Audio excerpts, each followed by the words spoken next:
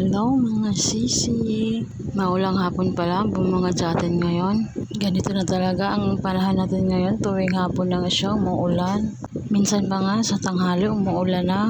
Kaya pag ako ang naglaba, nagda-dryer talaga ako para panigurado talagang tuyo. At ito nga, pinagtatanggal ko na pala yung mga damit sa hanger. Nung nakaraang araw ko pa talaga ito nalaban mga sisi, kaso lang hindi ko nga agad natupi kasi nga may ginagawa ako. Nagtataytay nga pala muna ako bago ko tinupi ang mga ito.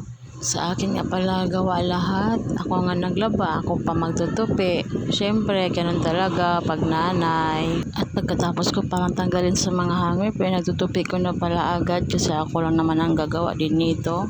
At habang nagtutupi pala ako ng damit ni Jacob mga sisi, nagluto pala si Chinchin ng kanton at saka itlog. Merienda daw namin kasi nga daw maulan. Kaso nga lang, lata nga pagkaluto ni Chinchin yung kanton. At ito na nga, kakain na nga kami.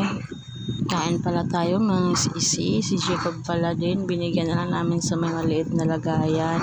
Kasi iiyak nga yan siya pag wala siyang lagayan na maliit. Marunong na pala magsubo si Jacob sa sarili niya, pero na lang pagkanin, hindi pa talaga siya marunong, napakakalat pa nga niya. Kailangan pa talaga niya susubuan.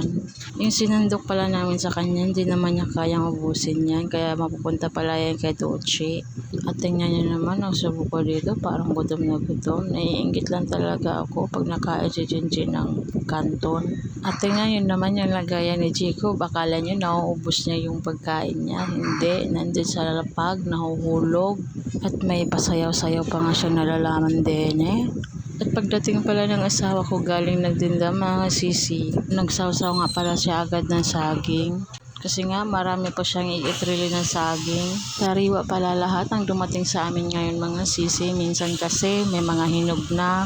At yun lang muna mga sisi. Paano ba yan? Bukas ulit.